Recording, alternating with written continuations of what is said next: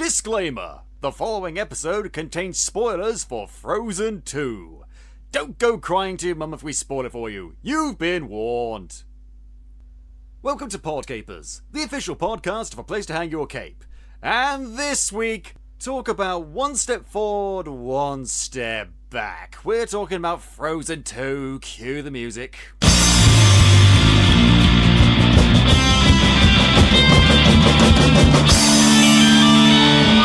Hello there, Capers, and as I said, welcome to Podcapers, the official podcast of a place to hang your cape.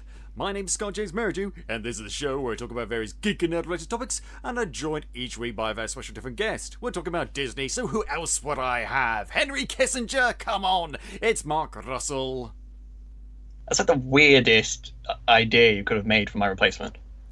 Yeah, I know, just like randomly, Henry Kissinger. Hello, just why? Then we'll talk about domestic politics, and as well as foreign relations, and also the pop culture impact of Disney. Mr. Kissinger, how do you think about that? I'm not going to do an impression of him, because, let's be honest, I don't have the strength. So, Frozen 2. Before we go into all of this, I think we need a bit of a recap of sorts. Two kind of recaps. First of all, a recap of Frozen. Mark, what were your thoughts on Frozen? I loved it. I still do. Okay, that's great. That's fine. You know what? When I first saw it, I thought it was okay. I didn't love it, but I thought, this is all right. This is decent. I can get behind this. And then I made a terrible, terrible mistake, Mark. Oh, I know. I remember. I thought about it. Yes, that, and then you realised it was a very loose adaptation of the Snow Queen. I wouldn't even call it an adaptation. It shares nothing in common with the Snow Queen except for the presence of a monarchy and a lot of frozen water. That's it. And a vaguely Scandinavian aesthetic. That is all. And yet they still said, based on the Snow Queen by Hans Christian Andersen. It's like they're determined with every subsequent Hans Christian Andersen adaptation to drive it further and further away from the original plot. Don't get me started on The Little Mermaid and The Emperor's New Groove. But you know what? At least The Emperor's New Groove... Oh, come on. Yeah, You're all about The Emperor's New Groove. Leave it alone. Hey, at least The Emperor's New Groove was a fun movie that I actually enjoyed. That made sense, that yes... Pull the lever, Kronk. Wrong lever! It was funny. It was really... the lever. We can't quote it all day. It was very, very fun and enjoyable, and when you think about it, it just heightens the experience. It makes it more fun. Not so... with Frozen. For me, Frozen was a case of just every time I thought about it, every time I analysed it, just more and more of the facade was stripped away and became... I don't think it's the worst thing Disney has ever done, far from it. There's a lot of good stuff that I can still enjoy. Problem is, it's nowhere near as good as a lot of people think, and I'm including you in this. And as well as there's other problems that wasn't the film's fault, like the fact that now no one can listen to Let It Go without internally cringing and leaking cerebral spinal fluid out of their ears. Oh, I didn't do that. I do. It's a real problem. I've been to the hospital 5 times just from accidentally overhearing a few bars of that song. No, because it's a good song. It's a good song. And it was overplayed to shit. It was in everything. It's waned in recent years. Thank God we moved on. But, oh God, it's too much. It's too much. People were way too in love with it. And I think they were in love with it for some of the wrong reasons. Some of the right reasons. Some of the wrong reasons. And everyone would say, well, like people saying, oh, this is the first time Disney have ever done a really good story featuring sisters that have a unique bond. Motherfucker, anyone remember Lilo and Stitch? Yay! Yeah, Lilo and Stitch. I remember them all. Lilo and Stitch, 10 times the relationship in terms of character development. The fucking Anna and Elsa. Not Anna. I don't see an H in that name. It's Anna. Her name is Anna. Anyway, and so And so there's that, and there's lots of other things that go on. I don't want to turn this into a review of Frozen. I think I've talked about Frozen before. I probably have. So I've talked about Disney so many times. I'm tired of talking about Disney, but they keep on doing stuff, so I have to keep on talking about it because I am him. I am the lone voice standing against the House of Mouse. Although, actually, saying that, I'm not that alone anymore. For the first time, I feel like people are starting to come around to my way of thinking, and I have to thank for that the Disney live-action remakes. Now, Mark, they broke you, didn't they? They did, temporarily. They broke... Mark, ladies and gentlemen, is the ultimate Disney fan. He absolutely loves the insidious House of Mouse, and yet Disney took that trust, took that love, and abused it to hell. They milked him for all he was worth, and now he's just a broken down husk of a man. I wouldn't say that much. No, because, like, here's the... Maleficent 2 came out recently, and we have talked about some of the live-action remakes on this show. But here's the thing. Mark and I, we didn't see it because we just couldn't anymore. Yes, exactly.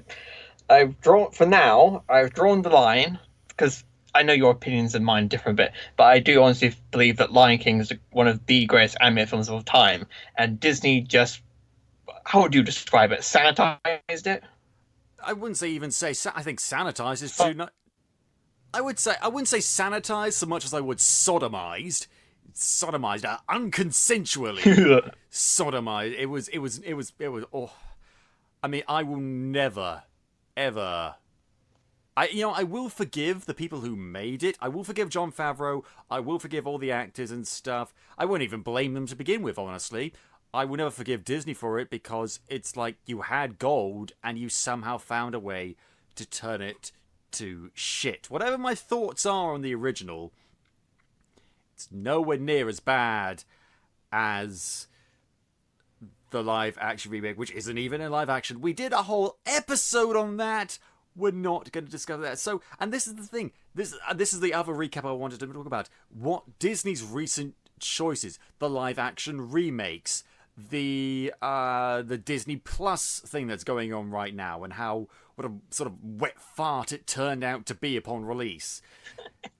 And I think more and more people are starting to realise what money-grubbing bastards they are.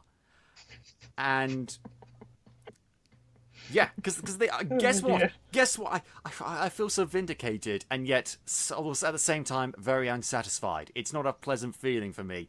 But you know what? Here's the annoying thing. Here's the annoying thing, Mark. What's that? I was in my lonely, enchanted tower on the edge of a cliff, grumbling away about how much I hate Disney, What? and then I stumbled upon a little trailer for a film called Frozen 2, and you know what? The trailer looked fucking epic. It looked cool. It looked interesting. It looked heartfelt. It looked like it had a grand sense of scale. And I just like, this is what Frozen 2 is going to be like?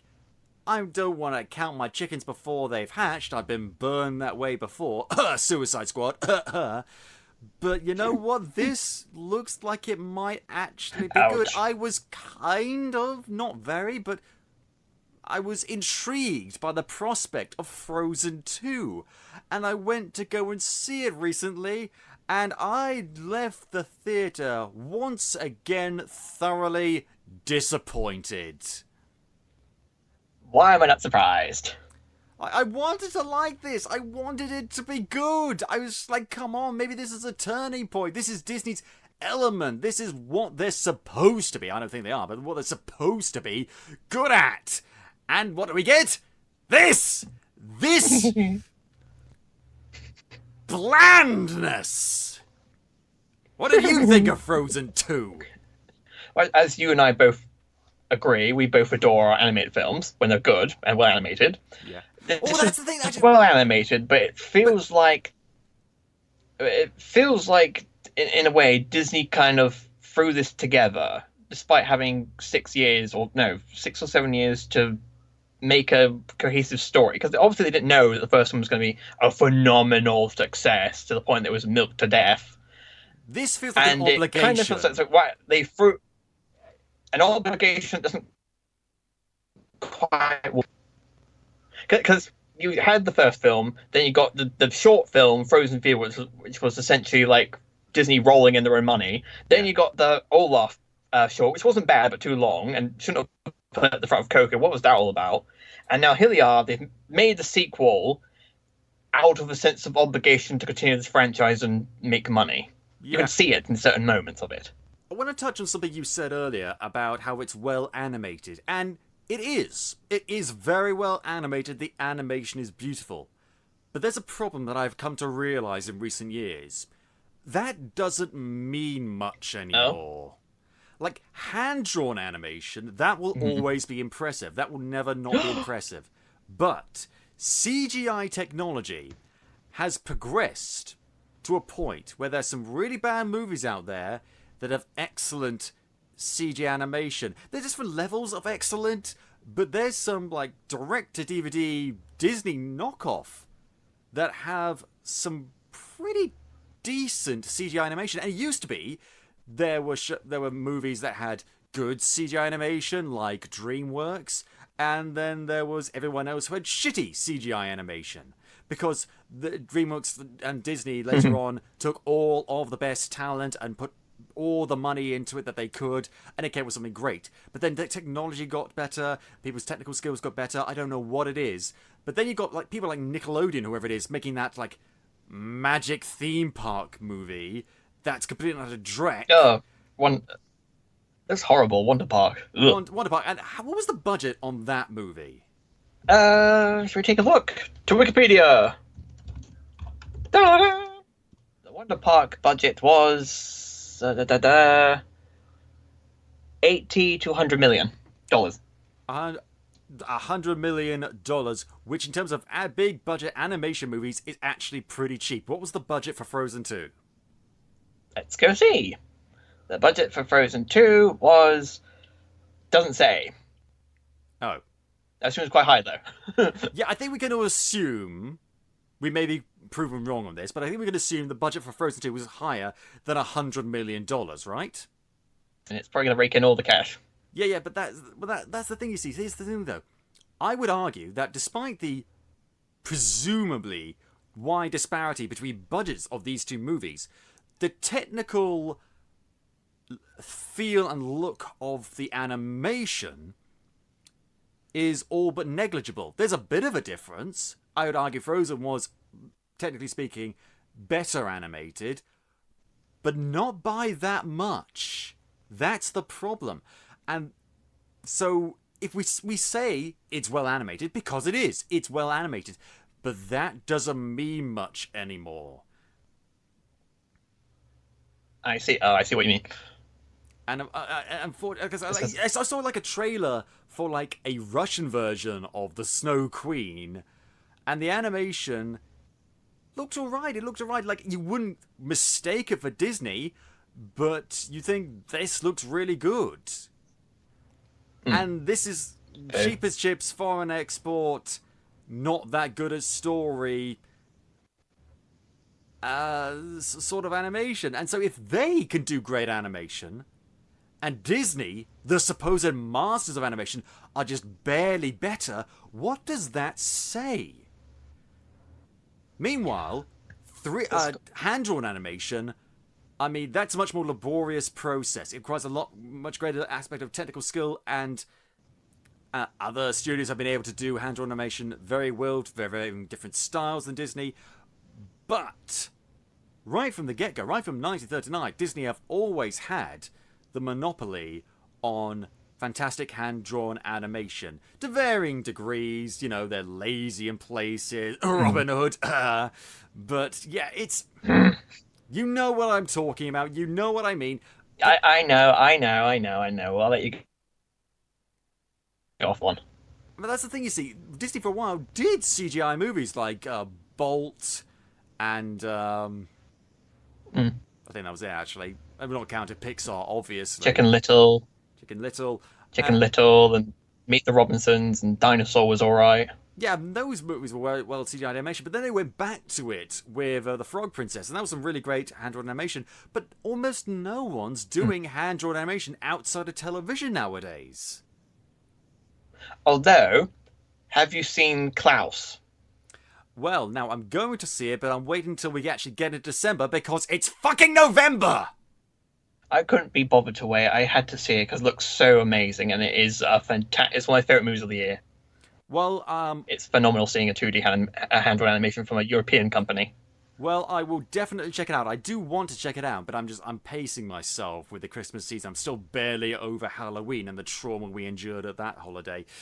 Oh, God. But so there is some hand-drawn animation out there, and hopefully that will spark an increase in hand-drawn animation. But the problem is, you can't fake that kind of skill. That's why there's so little of it, because it's not cheap. It requires a lot of time and money and effort. And I'm not saying that CGI animation does not require time, money, and effort, but it requires significantly less now that technology has evolved to this point. So, long-winded point. Frozen 2 has good animation, but that means less nowadays than it did 10 years ago, or even 5 years ago, unfortunately.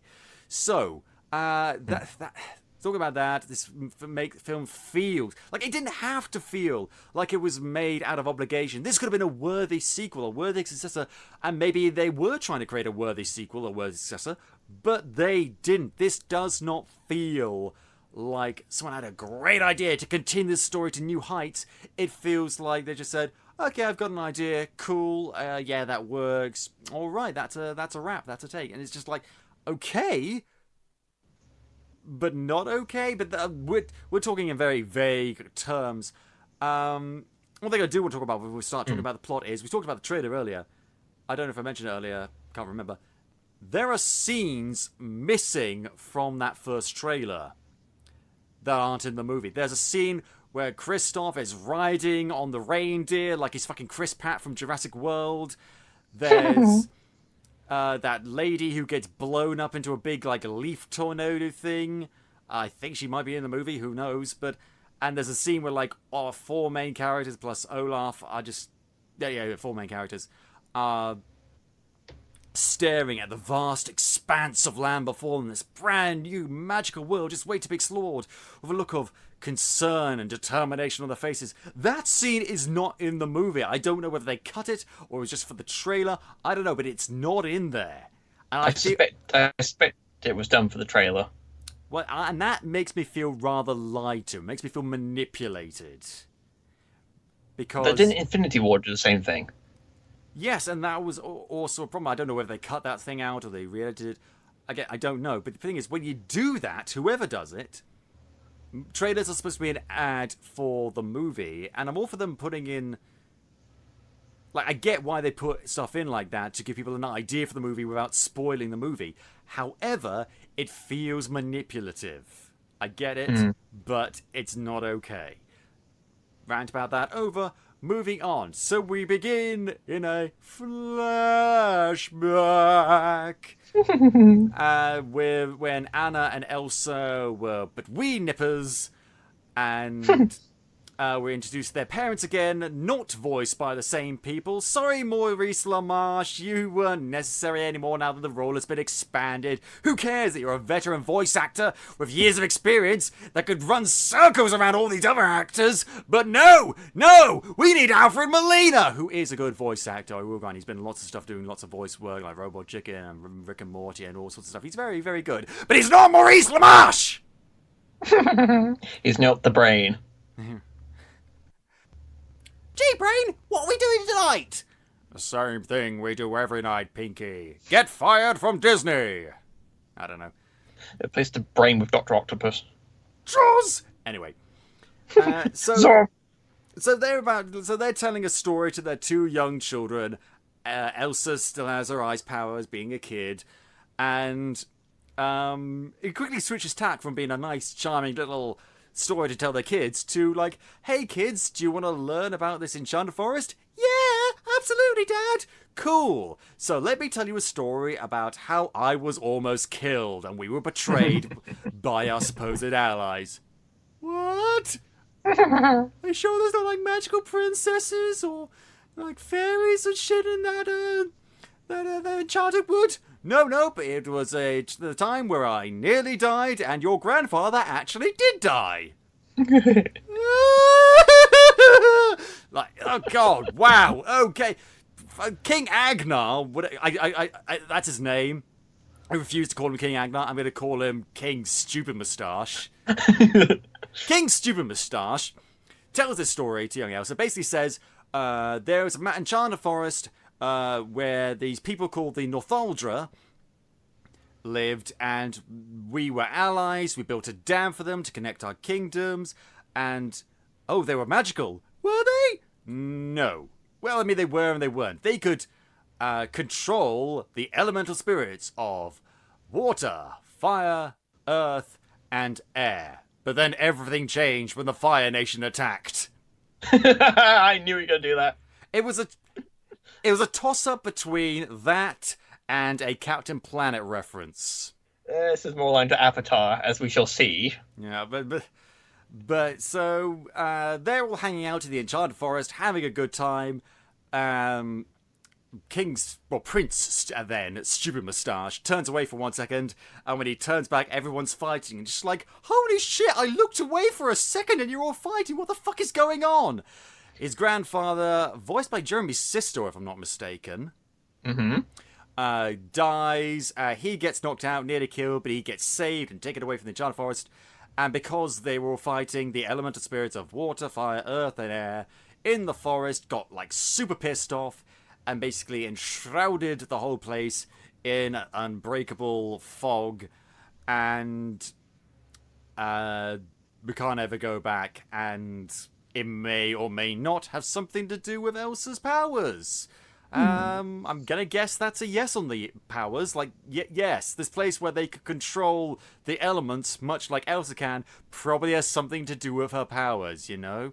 And then Elsa and Anna grow up, and the king and the queen, voiced by Rachel Evan Wood, die stupidly in that scene from the original that never fails to make me laugh. That scene where it's just like, it's just like a fast shot of the boat slowly going on. I'm just imagining like dialogue from Titanic playing in the background. It's just like, we want you out of the movies quickly as possible, parents. You know the rules. If you bring life into the world and you are in a Disney film, you got to die.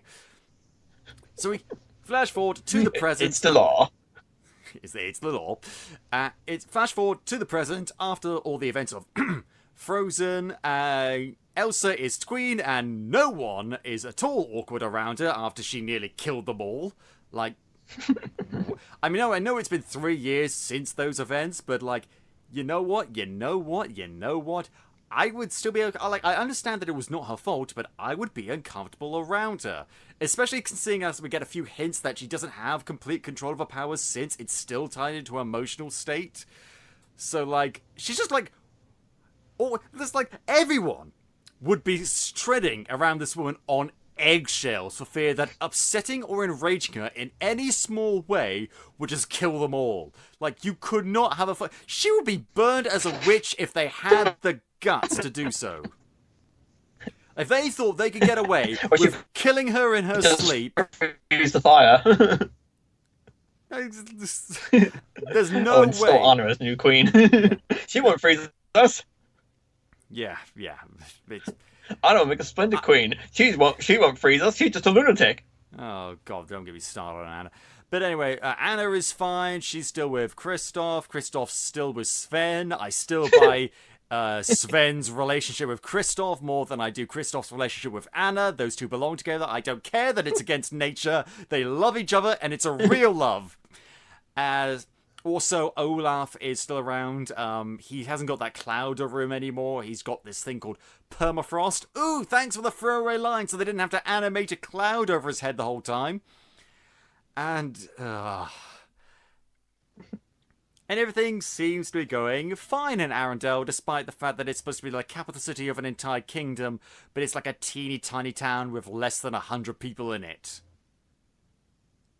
Yeah, it's a bit weird, isn't it? It is a very, very weird. There are towns in the UK nestled in the heart of the countryside that have more than 100 people in them. And it's weird. It's weird. And so everyone's getting around, and Olaf is just like filled with existential ennui over things he doesn't quite understand yet. But it's okay because he'll understand them when he's older. Well, I'm 27, Olaf, and I still don't understand how most of the world works, so good luck with that! I still can't figure out Brexit. No one can. No one can figure it out. No one can... Moving on. All the way.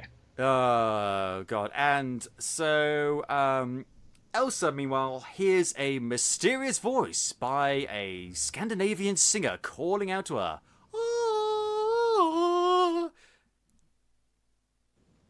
The voice of that is Aurora, this, again, Scandinavian singer who's got a very haunting and beautiful voice. It's very well done. She keeps hearing it. And she's just like, okay, so Elsa is now officially going crazy. She is going insane, she is hearing voices, and she has ice powers that can kill her all. Someone behead this woman. For the sake of us all, someone kill her. Hans have the right idea. There, I said it. This is what happens when you lock up a princess in a room for God knows how many years, telling her to conceal her superpowers. Yeah, but then she's got dumb parents. Yeah, but while all that's going on, Kristoff, despite his burning hot love for his reindeer, wants to propose to Anna.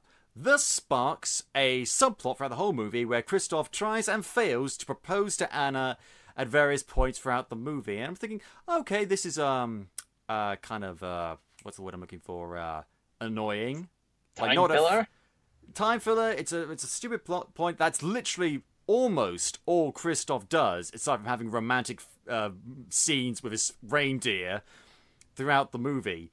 And I'm thinking, remember watching, thinking to myself, like, okay, this is clearly boring. This is clearly just a time filler, just eating up the runtime. But also, there's something else going on. Why does this feel so weird?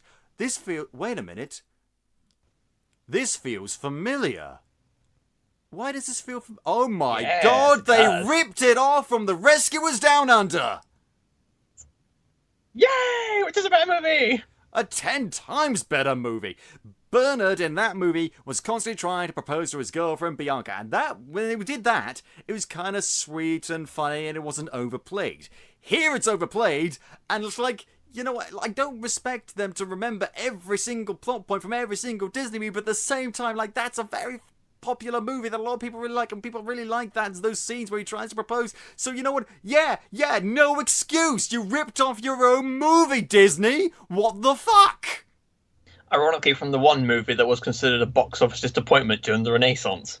Yeah, because they probably didn't market it properly, even though it's a very good movie, because whenever Disney have a good movie, they refuse to market it properly. I will not forgive you for Treasure Planet, you bastards! Yeah, remake that. Get some more attention to that. Stop remaking all the apparent classics and make the forgotten classics. Or just release them all as animated films again, like you did before. Pretty or not. Or better yet, give us the sequel we were promised for that movie, with Willem Dafoe as the bad guy, who's like a robot pirate with a big beard. I think Long John Silver's actor is dead now. Well, thanks, Mark. Now I'm depressed. You're depressed watching this movie. Yeah, but even more so now. Crap. I love that movie. I love that actor in that role. But anyway, so after a annoying and pointless game of charades, whatever, Elsa continues. Reminding us that Hans is an asshole. Oh God! And in fairness, there's a scene with the charades where Olaf uses his snowman body to morph into other things to sort of semi-cheated charades, and it's kind of cool. Like, that's a cool animation thing. That's a cool character thing. No, it's alright. But Elsa keeps on hearing the voice. And then she goes in the song Show Yourself. And now there's two things I want to talk about. First of all, Idina Menzel's voice in this. Idina Menzel is a fucking amazing singer and actor, but also she's a very good singer. She's great in this. Were there points where she's doing like the really big belting out notes where you feel like the audio was a bit off? No, not really. Maybe it was just the cinema where I was at. Maybe it's because I was sat way at the back. But for some, it felt like her levels or something. I am not an audio sound mixer. I'm a guy. I don't know about that sort of stuff. But it felt like Disney was like scaling back her voice somehow. Maybe it's just me. But it felt like her power in the first movie, her vocal power, was much greater than it is here. And I don't think it's her fault. I could be wrong. Maybe it's just me. But that's the impression I got. That's the first thing I want to talk about. The second thing I want to talk about is... the song Show Yourself is a very good song. It's a very powerful song. It's a fun song. It's very good. But here's the thing that I've noticed with a lot of songs from this movie, and kind of in the first movie, but to a lesser degree. Some of the songs fit really well in terms of the characters and their story. There's a song that Olaf and Anna sing at the beginning of the movie. There's a song that Olaf sings later on about how he'll understand things when he's older. Those are both great. But there's a lot of songs in this movie that are very good, but they feel like they were written to be deliberately, for want of a better word, vague. Like, they don't mention characters' names that often. They don't mention things that are uniquely specific to their situation and the story that's happening around them that could not be misconstrued for anything else. It feels like they've been written to be played on the radio. It feels like they're being written to be covered by YouTube artists or people like that.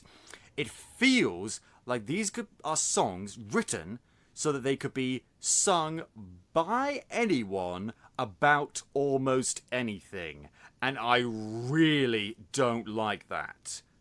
The way I viewed it is that they're really pushing to make a replica of Let It Go. And it can work. And like you said, because when Let It Go came out, everyone who was on YouTube did their own take on it. So, like you said, they might be doing it deliberately so that Into the Unknown and Show Yourself, which are both great songs in my opinion, are replicated into sort of YouTube generic play on the radio type formula you're suggesting. Yeah, and it feels like there was a conscious effort to make them as vague as possible, and that would be fine. That would be fine if we were just writing songs, because that's how a lot of songwriting works. They don't. Often musical artists will talk about things and concepts and people that are designed to be talked about. A lot. Well, one of the criticisms of One Direction was that a lot of the songs they wrote about how they were in love with someone was written to be as generic and vague as possible so that the people listening to it could imagine themselves as the people they were singing it to. This feels kind of like that. But here's the thing. That's fine with those sort of songs, but this is a fucking musical. This is a musical. And other people may have different definitions.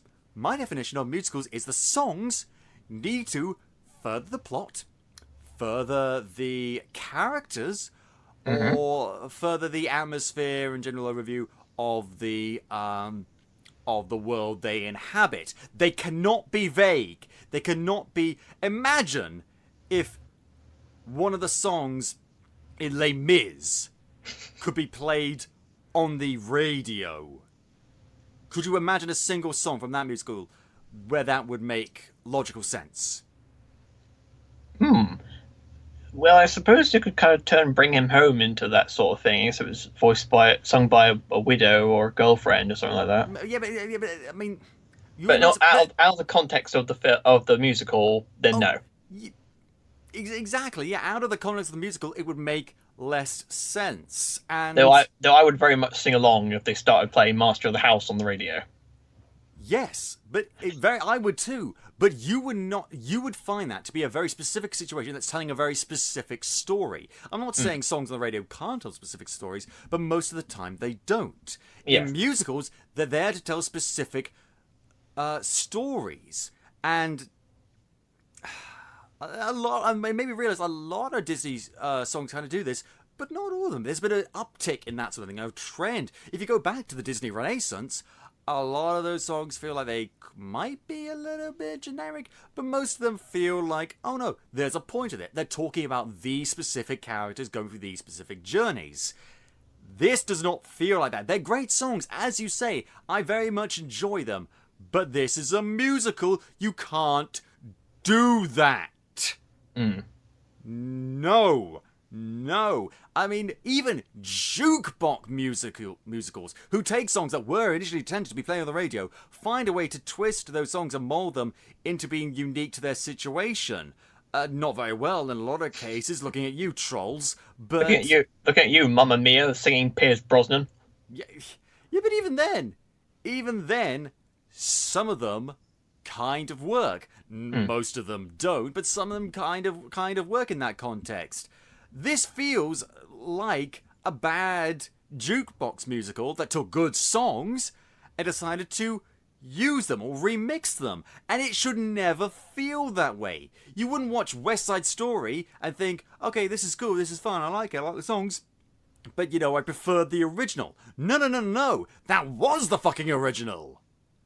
I mean, you know what I want to say? I want to see a fucking live action or animated musical, fucking Hades Town.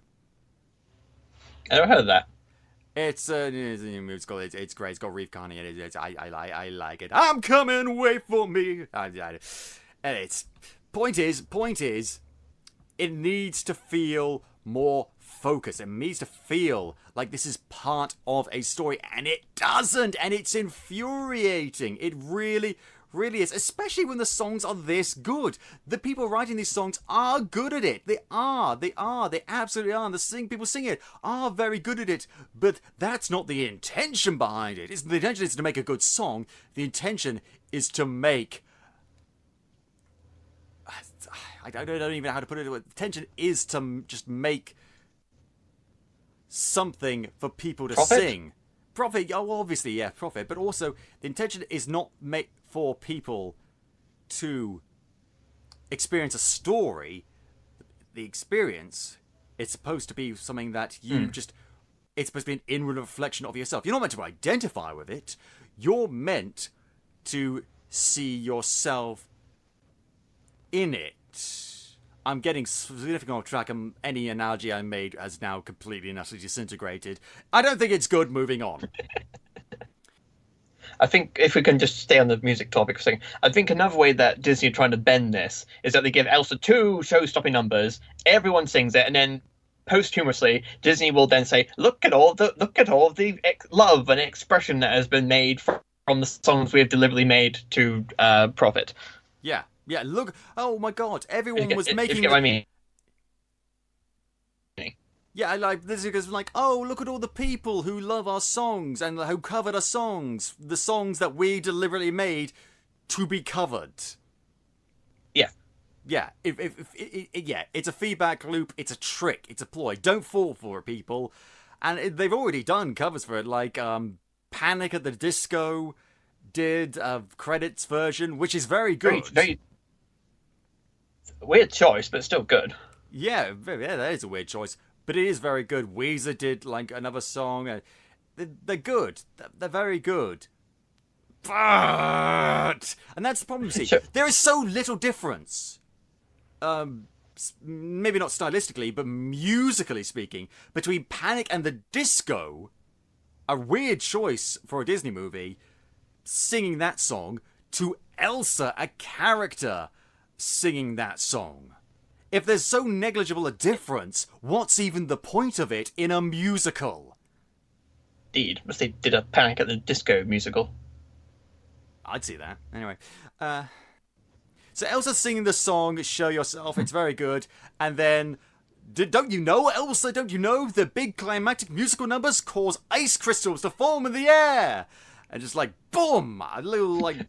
glyph, diamonds everywhere, just like, oh my god, everywhere. And they've got like these runes on them representing like water, earth, fire, and air, and all that sort of stuff. They then drop and rain down from the sky onto the streets of Arendelle, somehow killing no one. Like, anyone who decides to take a moonlit stroll that day, you're just gonna have 1,000 razor-sharp shards raining down on you. I expect this happens every other Tuesday. She is determined to kill every one of her subjects. She's a danger. She's a menace. I want pictures of Elsa. Anyway. What? I don't know. Great, now I've got images of Elsa leaping around Arendelle, Spider-Man. Yeah. Anyway. And then... Great. Then the elemental forces start wreaking havoc in Arendelle. Like, flames start going crazy and changing colour. Water goes crazy, air goes crazy, earth goes crazy. They evacuate the entire city. Not difficult, because, like I said, there's only like 80-odd people living here. Like, the entirety of the city congregates on convenient cliff to overlook Arendelle, and it's just a small crowd. I think my school had more people, and we're like fire drills and stuff. There was a much larger crowd of pupils. Fucking hell. And then the trolls appear. It's just like, hello, we're here to provide the movie's exposition for you. That's our only job here, aside from mild comic relief. And apparently you want to focus more on the reindeer and the snowman in this one, so fine. And we're still vaguely evil. It's so odd. It's like, come on. Everyone's evil in this movie to varying degrees. There's a guy who's into bestiality, the girl who makes decisions without thinking, the girl who freezes everyone, the snowman who can't die and is going to outlive us all. That's going to be kind of sad. I mean, that's debatable. If Elsa dies of old age, will Olaf die as well? Oh my god. I just distraught. Oh my god. No We're going to come back to that. We're going to come back to that. And they basically say, oh no, the elemental spirits, bad, this is awful, And then there's the only serious one, voiced by, is it Christopher Plummer? No, it's, what's his face? I can't pronounce his name. Mance Raider. Ciaran Hinds. Kieran Hines. That's it, thank you. It's Kieran, come on, man. Mance Raider, that's the one. I mean, that's not a bad one to pick, but still, he's done other things. He was a fucking Rome, man. Get a grip. He's in here. It was also in the Ghost Rider sequel. Yeah, but we don't talk about that. We don't talk about it. And so they basically say, okay, you got to go to the Enchanted Forest. It's real. Beware of this, that, and the other. Learn about the truth. What truth? Oh, there's truth. And yeah, it's just like, remember that we talked about that flashback and how everyone's just started fighting all of a sudden? Yeah, we figured out there was probably something more to that story right from the get-go movie. And this is the thing that I hate with movies nowadays, especially with kids' movies. They introduce all these generic tropes. These things like, oh, something mysterious happened. And it's just like, yeah. And we know they're going to go on a journey and they're going to find out. Like, you're not kidding us, movie. You don't think, like, we don't think, oh, there's no mystery going on here. Everything is exactly as all the characters said. And then, oh, it turns out something else happens. It's just like, oh, well, you fooled us. You got us again, movie. We had no idea that something mysterious had happened, despite the fact that you left all the information you gave us at the beginning of the movie deliberately vague. We didn't get that. And I know that the kids aren't probably going to get it. Some of them probably will, because kids aren't stupid, but a lot of them won't. Fine. The kids aren't the ones paying for the fucking film tickets, though, are they, Disney? No! It's the fucking adults who have to accompany them into the theatre. They're the customer, too. They're watching the movie, too. And some of the best animated films are the ones that can be enjoyed by both children and adults. And when you have this stupid, lazy, formulaic way of telling your stories, the kids are fine and invested, but the adults are going to fucking check out. Mm-hmm. If I can add an extra layer to it, please. It annoys me that they tell us, the audience, they set up the mystery for us and not the characters. And we're supposed to be following Elsa and Anna through the story rather than them kind of dangling a fish hook above our heads, saying, "Oh, look, here's the mystery," but we're going to repeat it to the main characters half an hour later. Yeah, it's you know what is good? Some of the great mystery stories for children ever written has been Famous Five. Well, yes, but that wasn't one. Okay, yeah. But do you know what the most recent best mystery stories for children have been? Detective Pikachu. No. Who Framed Roger Rabbit? No. You know what? Maybe I should just tell you instead of making you guess. Harry Potter. Harry Oh, Potter. okay, right. Harry Potter. That's my next guess. Because whilst there's a lot of emphasis on magic and schoolwork and the relations with the characters, there are genuine mysteries that In each book. in each book that we don't have all the answers to, and we think there's something going on, but we don't quite know what. And it's just like, it's just done so much better, and we learn and discover, and the characters try and solve the mystery. They try and discover things, and we learn things along with them. And they don't just like dangle mystery and stuff. They don't necessarily give us all the answers at first, but then later on they say, "Oh, this thing that you thought was one thing, oh, it might be something else. Oh, there's a mystery afoot," you know. And they just don't do that here. It's lazy. It's lazy. And so they set off towards the Enchanted Forest, blatantly ripping off that scene from Shrek 2 where Donkey keeps asking, "Are we there yet?" on the way to Far, Far Away, except for exchanging Donkey for Olaf.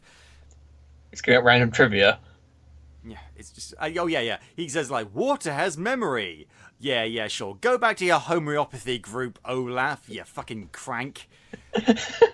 Go back to contemplating the ways of living snowmen. Like to see you fucking flying through the air and go visiting Santa far away from me. Anyway, and so they go to the Enchanted Forest and they're stopped by a big wall of mist. Look out! It's a Stephen King movie! Run away! But Elsa manages to get through, but they can't get back for some reason because this movie looks at any kind of magical concepts, like hard magic concepts or soft magic concepts, and just laughs in your face. Just laughs. It does whatever we fucking want it to do. You want to do ice powers? Fine. You want to like create ice shards? Fine. You want to create a dress of ice that somehow is a fabric? Sure. Yeah, fine. That would be cold. And so they get through and they find the first elemental spirit, an air spirit who they call Gale because this movie wants to punish you for thinking. It's magic Pocahontas wind. It is magic Pocahontas wind. It is. It's literally, I looked at the screen and went, "Oh, it's the magic leaf from Pocahontas." Yes, except they're just like all orange and not purple. Yes, there's no painting of the colours of the wind because there are no colours of the wind, which is sad. Yeah, and it's dashing around doing stuff, and then Elsa like fires ice at it, and it turns out the wind was forming echoes of the past. And I'm just looking at Dr. Beaufort, the inventor of the Beaufort wind scale, and he's just shaking his head. He's just shaking his head like, "Nope, that's not how it works. That is not how it fucking works." I assumed it's because the air and water magic both combined, and water has memory, apparently. That would be a fine explanation, and we kind of get that later on. But no, I refuse to accept it. I reject your reality. And they discovers these new ice sculptures, images from the past, what happened between the Arendellians, I don't know, and the Northuldra. And it turns out that King Stupid Moustache's wife, played by Rachel Evan Wood, was actually a Northuldra, despite the fact that she doesn't look like anything like any of the Northuldra. She looks suspiciously white for the Northuldra who are not white. Yeah, and is it just me? It may just be me, but does the character model they used for young Queen, does she look like Moana a lot? Possibly. It might just be the hair, but... It might be, possibly. All I know is this. What does the Queen, originally being Northuldra, really add to the story in terms of hardcore plot, not necessarily anything to do with magic, or character development? What does it really add? Makes the girls cry every now and again. Because their mum is dead. Yeah. Not because she's Northuldra. No, because she's dead. Yeah, so... And this turns out to be a partial explanation for why Elsa has the powers. The Northuldra can manipulate the elemental spirits, therefore Elsa can manipulate elemental spirits. But here's the thing. They established at the beginning of the movie that the Northuldra aren't really magic. They're just able to manipulate these elemental spirits to do what they want. They don't have any actual control over them. It's just sort of like asking nicely, basically. So how could Elsa have magical ice powers? And why doesn't Anna have powers? Because the just people saying. writing this movie want to go home at the end of the day. They just want to grab their paycheck and go home. 9 to 5, clock in and clock out. I'm just saying. You have every right to say. Yeah. Okay, so when they kind of explain Elsa's powers, like, okay, so if Elsa was born with ice magic, how come Anna hasn't got anything? Wondering, why is it when King and the Queen give birth to one child, how come that one has ice powers, the other one is normal, apart from being kind of ditzy? Because they're meant to be the bridge between the two worlds. Sure. Metaphor, fine. I guess. It's metaphorical. And there's no bridge in this, there's a dam. Anna doesn't need to have powers, but they deliberately go out of their way to explain why she doesn't. I know. And it's stupid. And then they all get split up due to a fire spirit appearing. Which turns out to be a little salamander person who likes getting cooled down in snow. So, which is by no means a rip-off of Pastel from Tangled. Pascal. Yeah, but he looks kind of similar, and it's just like, okay, fine. It's a little Charizard, cool. Yeah, it's very strange how what choices they made for each elemental, because you've got Magic Pocahontas Wind, you've got the Water Horse, you've got the Rock Biter, and then you've got a little Fire Lizard. You don't have to abide by any rules, but just a little bit of consistency would be nice. Just obviously, okay, we can have a dragon, a phoenix, a fire-breathing chicken. It's a little salamander, which is technically makes sense. It's a mythological creature, but it's Pascal with a different color. Yeah. Which is ironic because he's a chameleon. But that's what happened to the Pixar film Newt. Oh. Oh dear. Okay. And it got repurposed. Disney always remember the past. Yeah. So Olaf gets separated, and he has a little song, which is a good song, sung well by Josh Gad, that no one will ever remember. Things will make sense when I'm older. It's basically talking about he's trying to get past his fears of the enchanted forest, even though there are definitely things in there that are, out to get him.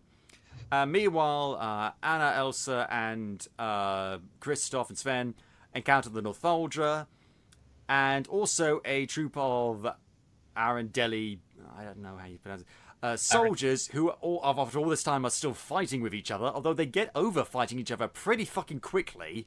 Mm-hmm. And I do quite like the lieutenant, though. I thought he was quite cool. The lieutenant is played by Sterling K. Brown. He's a very, very good actor. He plays that explains everything. He plays Matthias, and he's a really funny catch because Olaf rejoins them, and he basically recounts the plot of Frozen just by acting it out. He does like a C-3PO from Return of the Jedi, but it's actually one of the few scenes with Olaf who's kind of even more annoying in this movie. That's genuinely funny, and Matthias the whole time is just really, really into it. He's like, oh my god, this is so cool. Oh no, you just imagine him eating popcorn whilst never taking his eyes off Olaf. It's really, really funny. I genuinely laughed out loud when that scene happened. So, well done movie, point. You get 1 point. And they provide even more exposition. And Elsa manages to stop the fire spirit, blah, blah, blah, blah, blah. I will give this though. I like the bit where kind of Elsa runs off through the music to superpowers, and Anna's like, "No, don't run into fire, because if you don't run into fire, because then I have to jump in after you." Yeah, it's just, there's this whole stupid argument going on between the sisters. Just like, hey, one of them says to the other one, it switches. Hey, don't go running off without me. And there was just like, yeah, but you have powers and I have powers, but you don't. So I have powers and you don't. Hello. Oh yes, small boy Timmy. Hi Timmy. Do you want to follow the Avengers in fighting Ultron? Do you want to do that? Well, come on then, sport. You stick right next to the Hulk. I hope he doesn't squish you. Fucking hell. And basically, it's really, really forced conflict between the sisters about them sticking together, and it's just like, did we kind of already do this in the first movie? Kind of. Kind of. And you could argue it's an extension of that.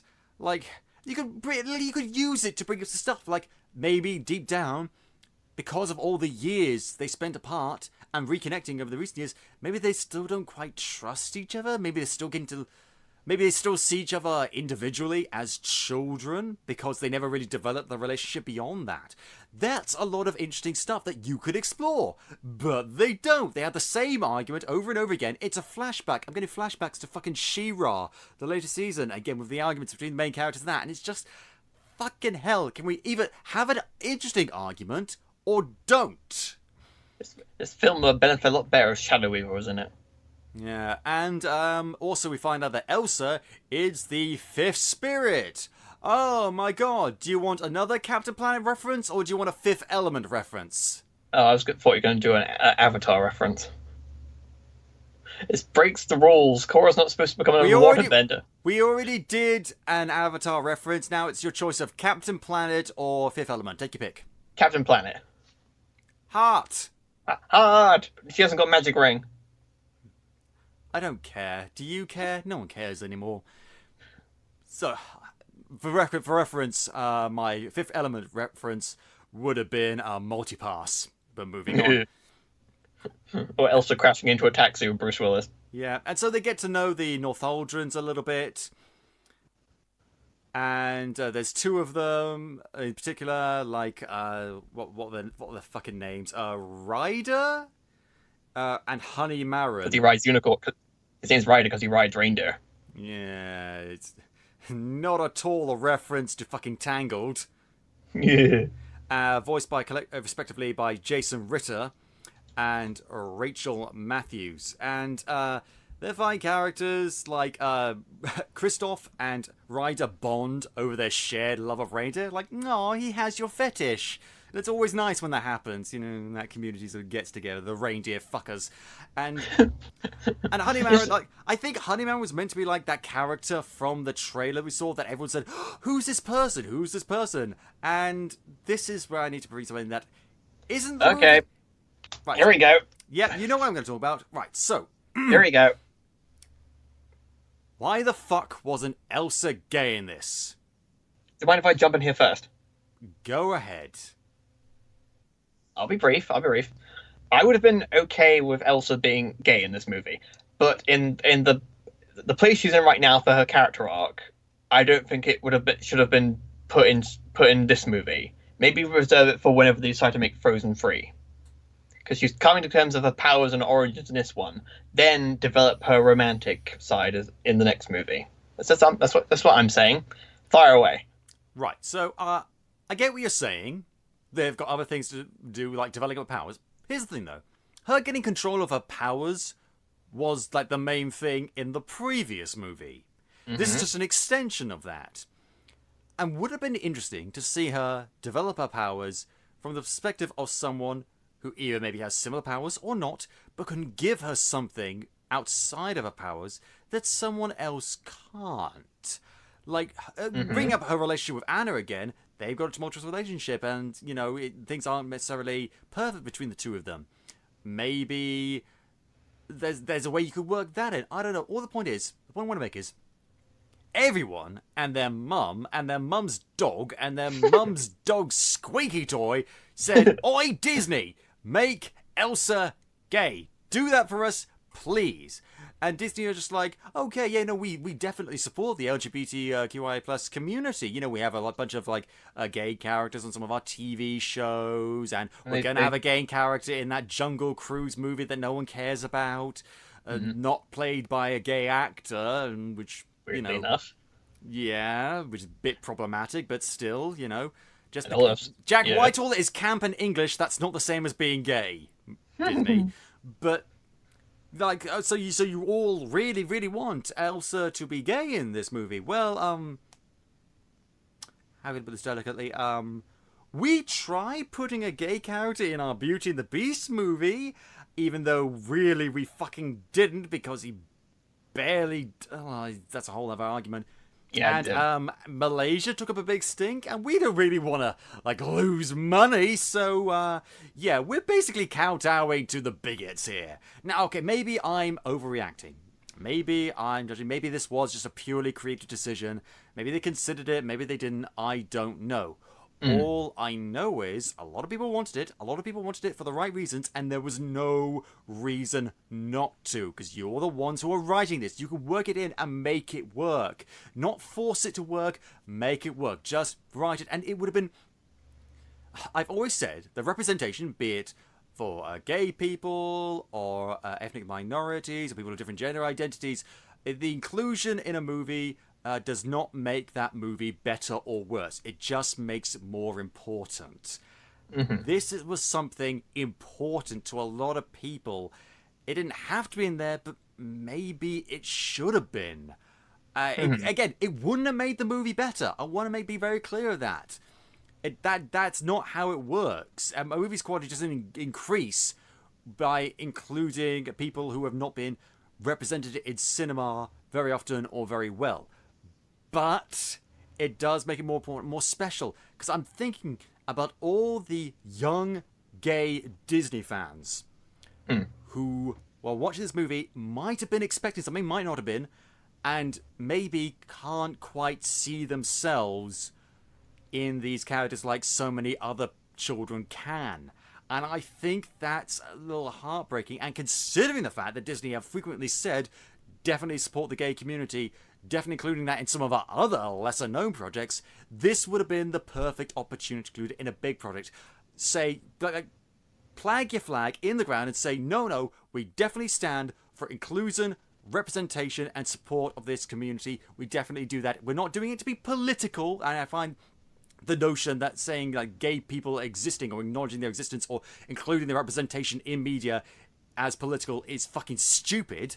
They're just doing it because the only real reason you should ever have to include a gay character in a movie that's not specifically about gay people with a gay experience is that gay people fucking exist.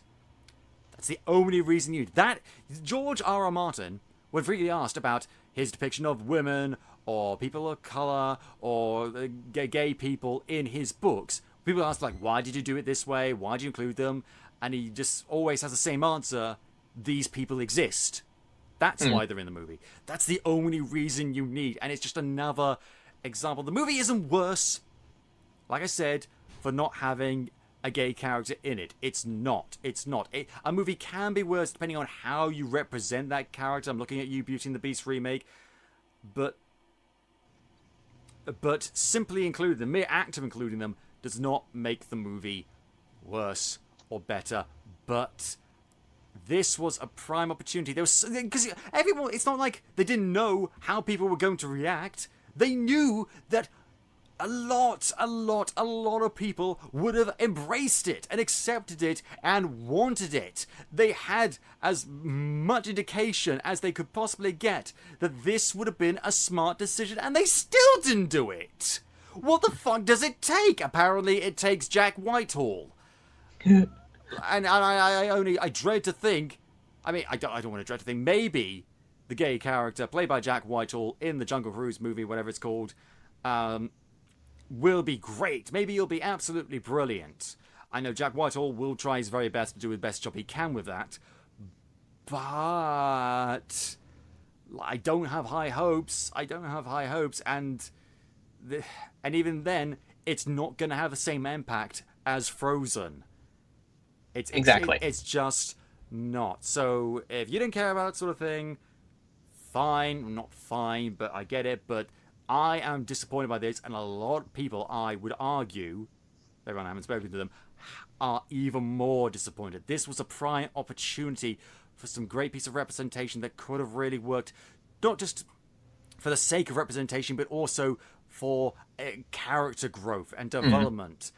Yeah, I do hope that they give Elsa they define Elsa's orientation would be in future films, if they do make future films, which they will, because it's Frozen. And you're right, there is an argument to be made for she doesn't have to have a romantic partner. And yes, I get it. And if they included her getting a male romantic partner in this movie, I would probably criticize that. I would. Yeah. I'll admit to that. But and you would say, oh well, if she had a girl romantic partner, that would be a double standard. Well, yes, assuming we live in a fair and balanced society with fair and balanced representation in media, which we don't.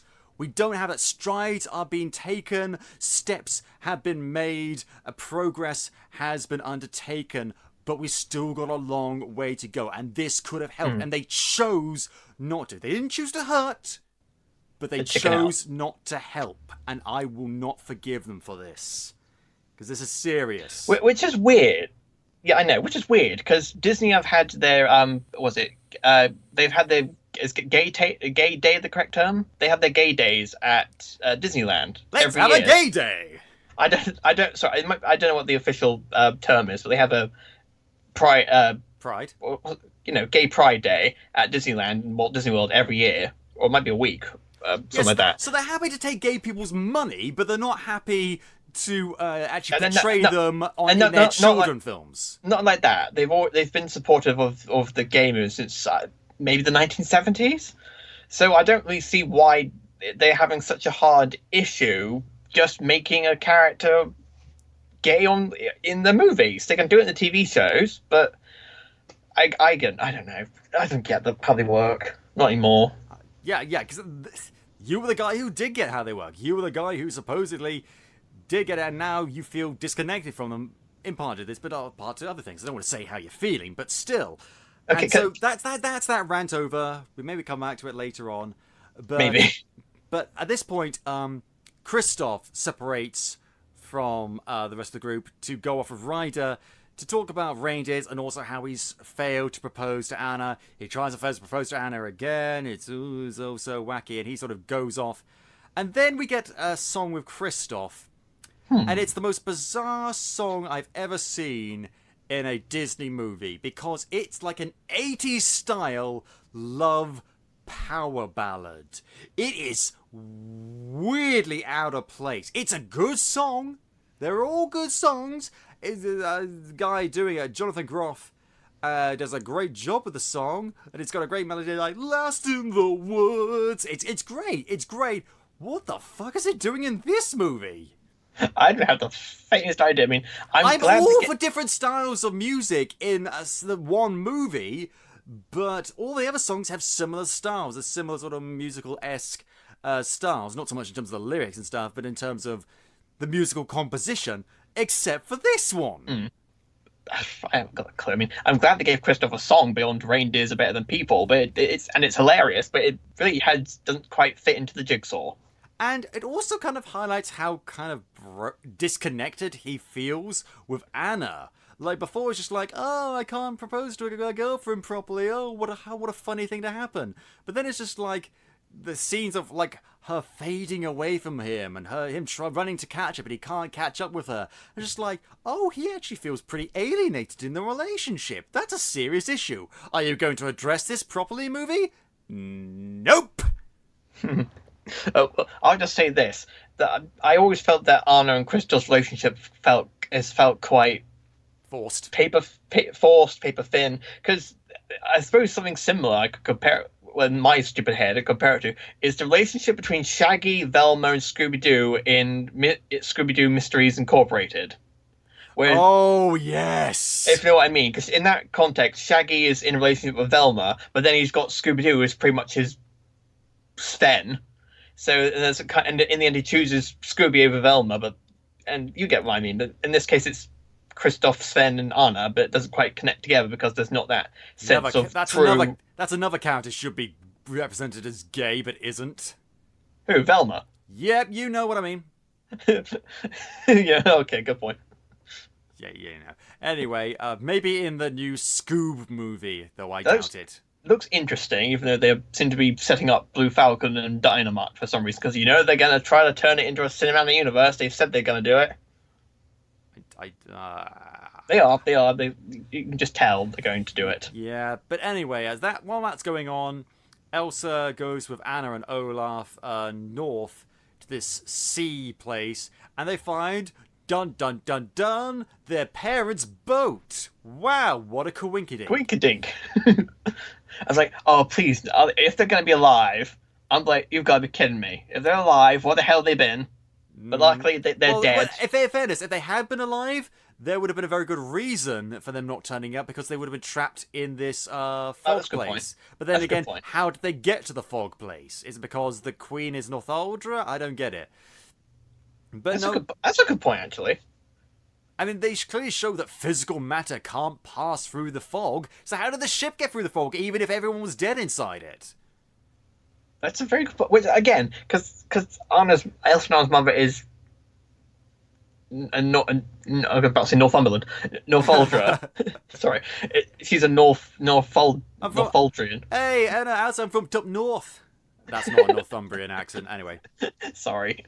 No, so but I mean, they explain it a bit. It's why they're in this So they were supposed to be in the southern seas. Turns out they were in the northern seas. And the reason was because they actually went on a secret exposition.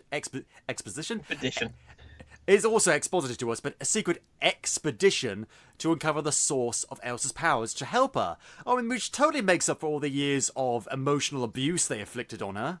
Oh, and I like that this moment here does effectively kill Barry in one fell swoop. It's glorious. I love that in this moment they effectively killed the Tarzan theory in one fell moment. It's glorious. Yeah. There was a real funny thing that happened at the D23 Expo this year, where they had the 20th anniversary Tarzan panel, and the director say to the audience that Tarzan is not related to Elsa and Anna, period, and the audience just erupted with joy. It's brilliant. I love it.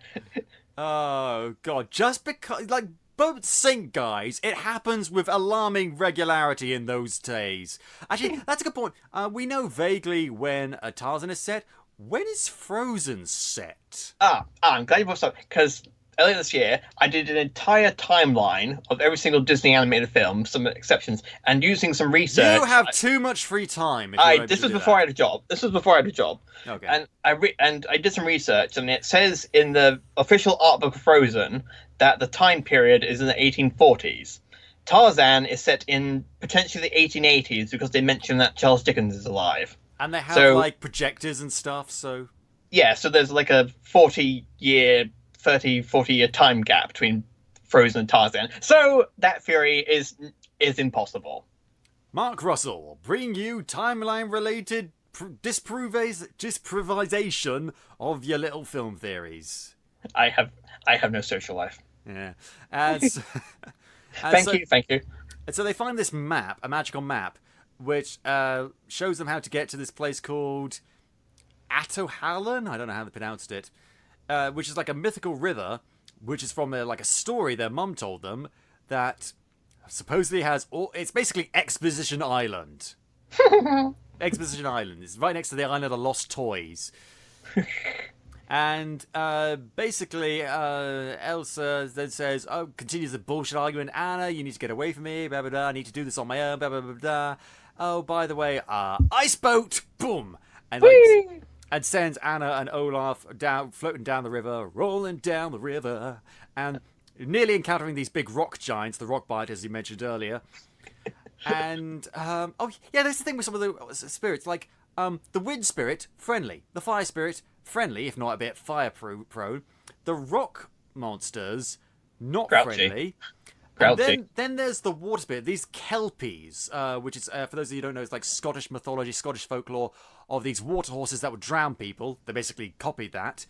And after she sends Anna away, Elsa basically tries to run in the sea, that scene from the first trailer, which they did keep in, which is pretty awesome. It is pretty awesome, but then she gets attacked by the water horses that try to drown her, and it's actually a pretty... I swear I heard some kids crying during this scene. It's a pretty intense scene, in fairness.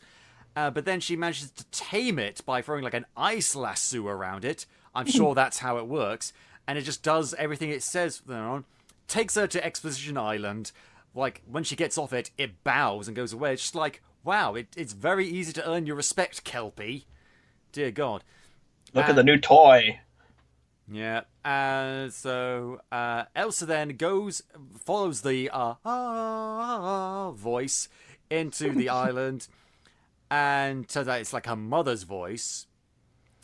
And like the reason they explain it is like she got her powers because her mum saved her dad, which makes her the fifth spirit. It's like they basically ripped off Harry Potter. Oh, you're magic and special because your mum sacrificed herself for you. Like, that's how it works. I don't know.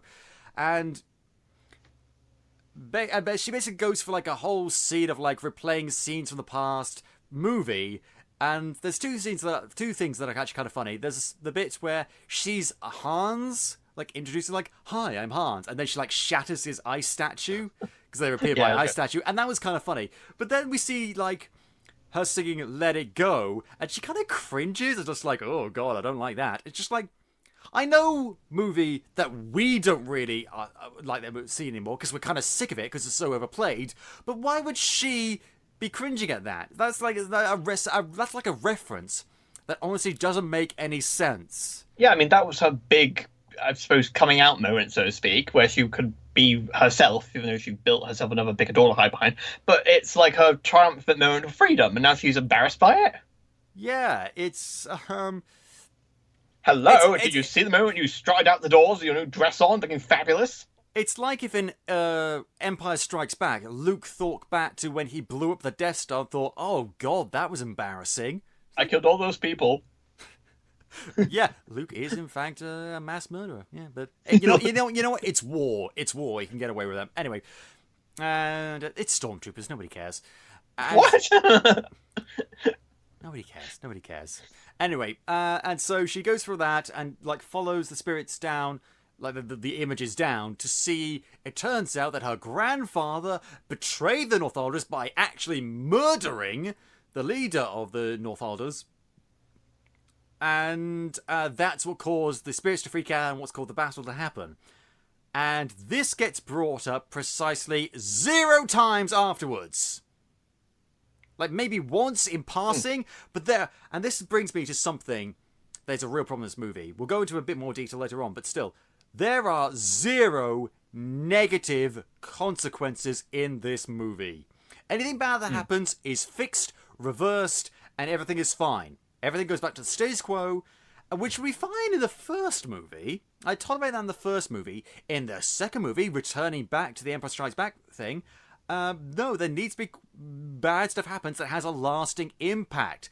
You know, can't Elsa, like, lose a hand? Like Luke? No? I don't know. But so this whole political explosion... "Oh yeah, my grandfather killed the leader of your people," never gets brought up again. And I feel like that would have some consequences. Nothing you can't get past. Severe consequences. What? No, severe consequences, in my opinion. Yeah, very severe consequences. It's the fucking Aladdin thing all over again. Remember when Jasmine sicked her pet tiger on that visiting prince and it didn't cause a war? Yeah, that was not... Yeah. Which, by the way, I love... For all my analysis of Aladdin, I did not realise that until I saw the musical Twisted by Star Kid. Yeah. With Prince Ahmed. Tiger fucker!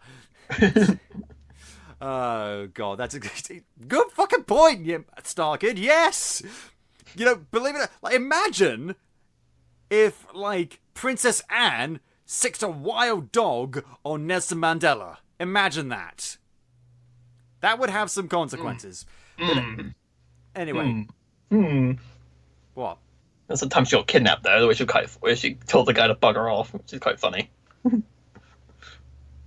Princess Anne got kidnapped? Oh yeah. Apparently there's a thing where she got kidnapped, and the guy very politely asked if he could kidnap her, and she was like, "Not blinking likely." Okay. Okay, apparently it did happen. Who asks if they can kidnap someone? Can I kidnap you? No.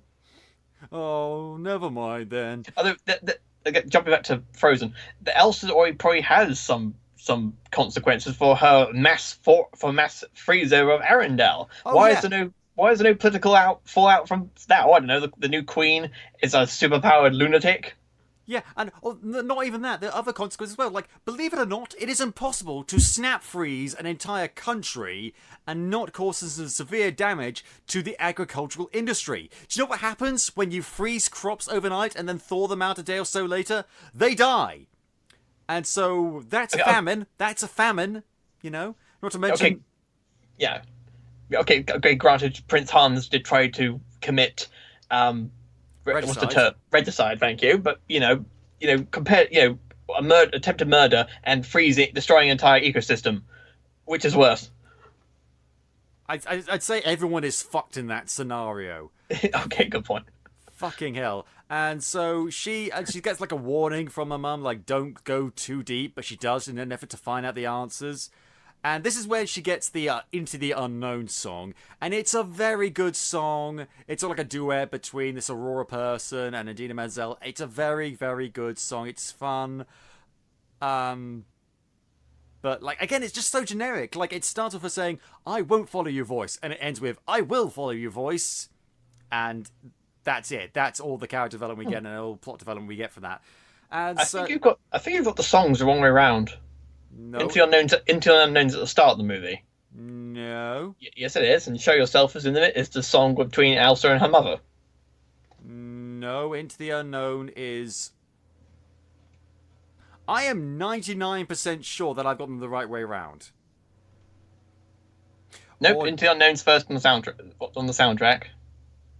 Yeah, Into the Unknown's voice is sung by Idina Menzel and Aurora, and Show Yourself is voiced by Menzel and Rachel Evan Wood. So you've got the wrong way around. I do. But can you blame me? They're generic. No. They're aiming for that Oscar. Like, they have two songs, so they can both... my god, they are so generic and so interchangeable, and so lacking in identity. I couldn't remember where they were placed in the movie. You could switch them out, and it would basically be the same. Nothing would really change. I suppose, yeah. Imagine going back to Les Mis if that song, Bring Him Home, was done at the beginning and the fucking Master of the House was done at the end. That wouldn't make any fucking sense, would it? No. So, yeah, I think I have inadvertently made my point again. Curses.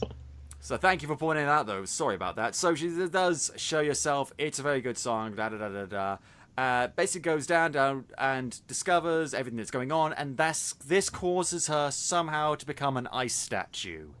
The cold never bothered me anyway. Dies. Oh, so this is what Anna felt like. Ooh, I don't like it. And it's why did this happen? It's never explained. But basically she's now dead. Yeah, no, because it turns out Anna and Olaf are making their way through these cave systems trying to get back to her, but then Olaf starts to flake away because Elsa is gone. Like you said, once Elsa dies, Olaf dies, which when she inevitably dies of old age will, be doubly sad. It's like, oh no, now they're both dying. Shit. But you know what? Yeah, you know what? For all the criticisms I give this movie, I have to give them some credit.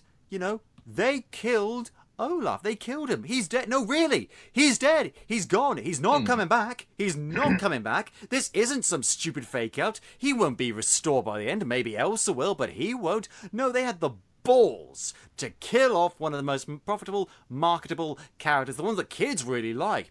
They killed Olaf. No, really. He's dead. He's dead. He's super dead. He's not coming back, kids. He's not. It's not a fake out. It's not a pathetically obvious piece of writing that some hack shat out in half an hour. No, he's dead. He's passed on. This snowman is no more. He has ceased to be. He's expired and gone to meet his maker.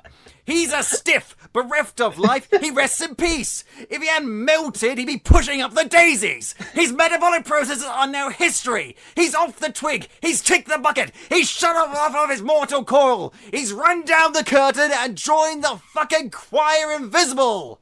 This is an X. Olaf! Snowman. Snowman. Dead parrot. So yeah.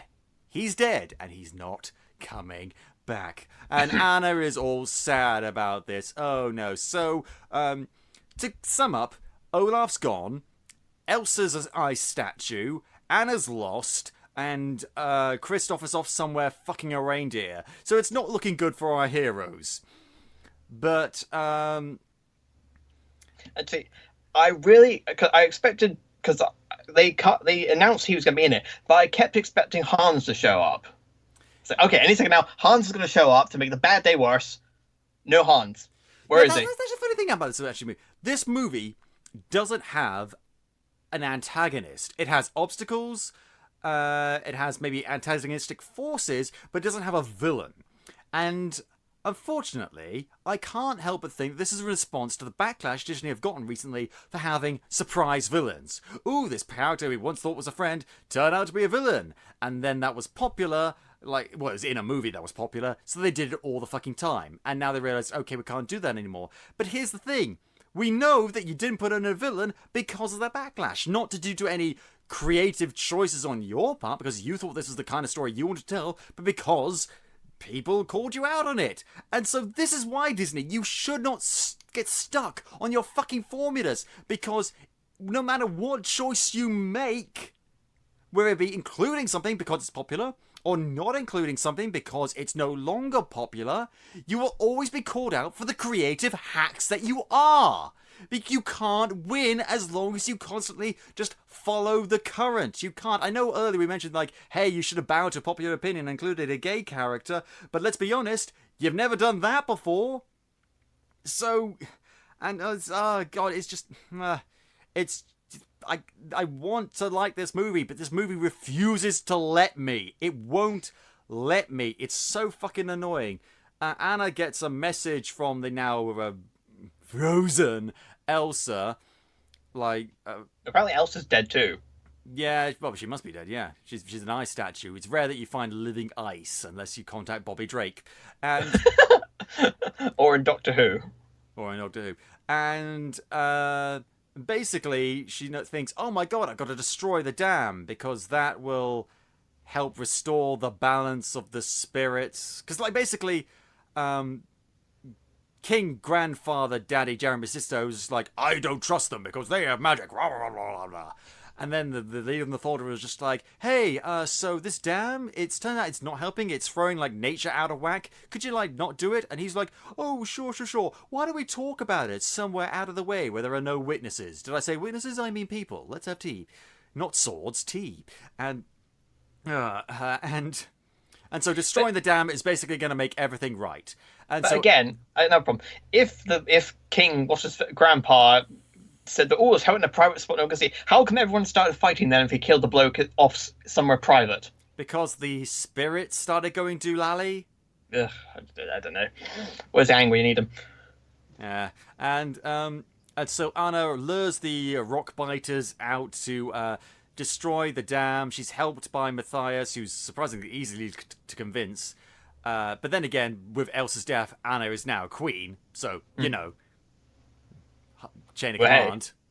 Yeah. And this sets everything right. The mist disappears, the spirits become calm, and giant tidal wave about to wipe out Arendelle. Yeah, and I thought, oh my god, are they actually going to do it? Are they actually going to wipe it out? Because everyone's safe. All the Arendellians are on the scenic cliff top. I guess they haven't moved in the last couple of days. Just been sat there, just watching their city. And I just thought, are they going to watch the city get wiped away? It's it's okay, because we'll move to the Enchanted Forest, or we'll start a new kingdom, and one based on peace, prosperity, and good times for all. Nope. Elsa thaws out, stops the flood, and everything's fine. No negative consequences. Can't have any negative consequences of this fucking movie.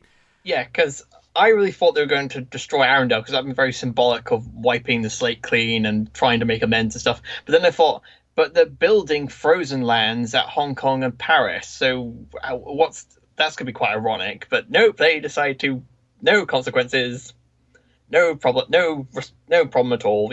Everything has to be pretty imperfect. Yeah. And oh my god, I didn't see this coming. Olaf comes back, and And I give a great big middle finger to everyone who had any creative input into this movie. Fuck you, fucker, you are. Well, No, just imagine if they brought Mufasa back at the end of Lion King. I'm not dead. Surprise. Well, he Hi does come guys, back. I was taking a spa years. Well, he's dead, but he can come as a cloud. Yeah, they did that. That's not the same. Force ghosts don't count for life. I mean, have you ever seen a Force ghost voting? I think not. They brought Scar back as a giant volcanic lava monster. They can bring Mufasa back from the dead as a cloud man. Lion. Anyway, that's from the Lion Guard thing, isn't it? Okay, which wasn't bad because at least explained why where Kion was during the sequel. I haven't seen it. I don't care. And so everyone reunites. Kristoff proposes to Anna, who accepts because she's an idiot. And talk about tiger fucker, reindeer fucker. Yeah. He enjoys reindeer games. And Elsa gets a last-minute exposition. It's only the 1200th time in this movie that she and Anna are now the bridge between people and magical spirits. Yay! Which means that Elsa is going to remain in the Enchanted Forest, but Anna is going to become the Queen of Arendelle. I guess Elsa abdicates. Okay, I'm fine with Anna being queen. Okay. Which it's not the worst idea in the world conceptually speaking.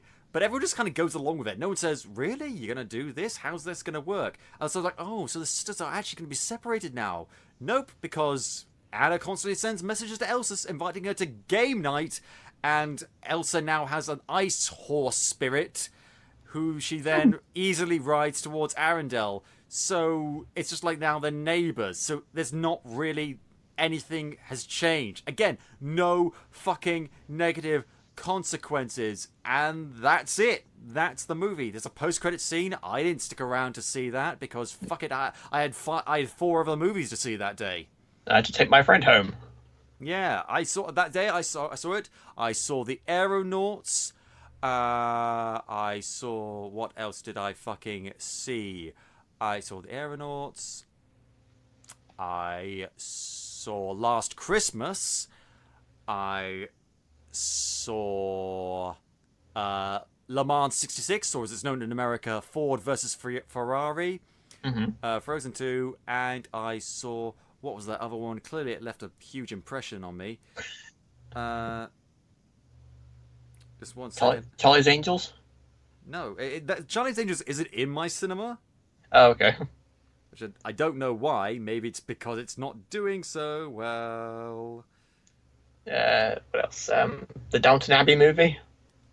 No, I don't think that's in cinemas anymore. 1 second. Oh, okay. The Good Liar. Never heard of it. Oh, it's the new movie with Helen Mirren and that one. Okay. And Sarah McKellen, and it's fucking amazing. It really is. Okay. I mean, I think honestly, Frozen was the worst film I saw that day. I have problems with the Aeronauts from a historical perspective, which I'm not going to talk about here because we've talked for way too long about so many other things. But yeah, Frozen is the worst one I saw that day. Le Mans 66 was really, really enjoyable. Good Liar really enjoyed. The Aeronauts, for its problems, I did enjoy. And Good Liar. Wait. So The Aeronauts, Frozen 2, The Good Liar, Le Mans 66. Oh, and Last Christmas, which actually, Last Christmas wasn't that great, but. Did you? So you didn't see the post-credit scene either. So sorry, sorry, Capers. If you're going to go and see it, there's a post-credit scene, so stick around to the end. Olaf talks to Marshmallow like it did in one of the shorts, which I didn't see either, so I don't give a fuck. Okay then. And that's Frozen 2. Is it a bad movie? I can't honestly say no. Is it a good movie? I can't honestly say no. If you like it, fine. I get why some people would like it. There is good animation. There is some funny scenes. There is great voice acting, and the songs are good. But there are far, far too many problems with this movie that are endemic to the Disney way of thinking that, frankly, I am done tolerating. I'm done. Oh my god, I am... Mark, I can't explain to you how fucking over Disney I am. I am just so fucking done with Disney. Disney has worn me down to the ground. Wasted opportunities bring me to my bloody knees, like the damn prequel to The Fox and the Hound. Time to wash my fucking hands of Disney. Not like I was a fan of theirs before. Movies made so sloppily, all for their monopoly. Now watching them is such a fucking chore. Just kill me. Fucking hell, it's not hard, guys. Just try and take some damn chances.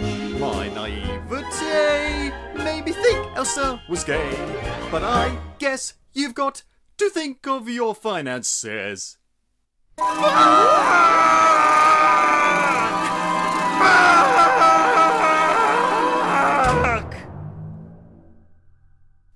I can't take any more of fucking Disney. Eisner is gone, but his spirit still remains. Why make films that challenge you when you can do Frozen 2? Because in Disney, they don't ever use their fucking brains. This is shit. So, do you get now why I'm so tired of all of this shit? Indeed I do, yes. Talking this over with me, has your thoughts on Frozen 2 changed at all? I will say a bit. You've opened a lot of you've revealed a lot of the problems that I didn't notice when I saw it. Because I am a big Frozen fan, but I'm not going to pretend that this franchise, which has obviously been blown up to great proportions, is not without its flaws. Do you know what you should watch instead? What's that? Tangled the series. Oh, that's great, isn't it? I've been starting watching it just for pure morbid interest, and I haven't got very far, but it's all right. Oh, well, I would just say this. There are some pretty good, oh my god, didn't see that coming moments. Ooh. Don't go into it, but it's great. They really build on the film's mythology very well. Which is more than you can say for this film. 'Cause the way I see it about Frozen, not Tangled, because Tangled is amazing, Yeah. is that Frozen, as much as I love these characters and this franchise, feels like that Disney didn't quite know what to do with it. Because it was such a huge surprise hit, more so than Tangled. Yeah, because you can see it in the theme parks. First, they just had meet and greets with Elsa and Anna, and they were in the parade. Then they realized that, oh my god, this thing is amazing, we should market the hell out of it. So then the Frozen cast started appearing all over the parks in places that didn't make any sense, in specific lands. They had tons of shows, and you get the drift. And Yeah. the toys are going crazy, because I worked in Toys R Us for 2 Christmases. Oh, Tons. wow, you are a brave man. It wasn't that bad, it was quite fun actually, running around looking for toys. There was quite The kids want Lego! They just want so much Lego! I can't! Hold, men! Hold! Get back, you tiny tykes! You'll get your toys, but you won't take our lives! the kids were fine normally. It was the parents like, please tell me where the stuff is. Like, it's over there. They had to run around for it. It was great fun, surprisingly. Yeah. But there was a large amount of Frozen toys. You know, Yeah. it was like not entire. It was like half, because you know they have like in toy shops they have like whole shelves lines dedicated to the entire brands. Frozen had like half an aisle. Yeah, but this is the thing with Disney. Like, Disney marketing the shit out of everything is nothing new. Star Wars did that for a long time. But when Star Wars did it, for whatever you want to say about Star Wars, they did it to further the mythology. They had toys for all these characters that you barely saw in the films, if at all. And so, but these are just the same characters, and they've reduced these characters to be as inoffensive as possible so that they can market them. They can't have strong personalities or have bad things happen to them, because then they think they'll impact the brand. It's not a film anymore, it's a brand. And I'm all for having a franchise. You want to have a franchise? fine. You want to have sequels, fine. Because these are for profit. Films are made for money. I get that. I do. I made my peace with that. But you've got to preserve the integrity of the characters. You want to sell it to the characters, fine. But don't change the character. Don't reduce it. Better yet, expand it. There's so many ways. We talked about, I may do a Scott re-scripts on this, the first movie at some point.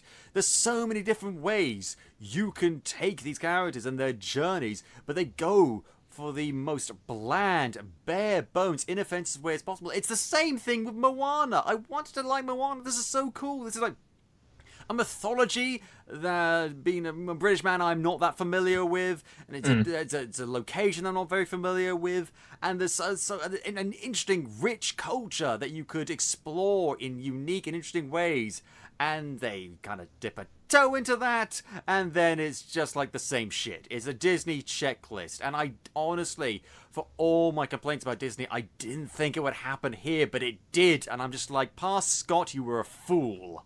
Oh, that's another trope they've been doing. Moana and Frozen 2 both have a chosen one in it.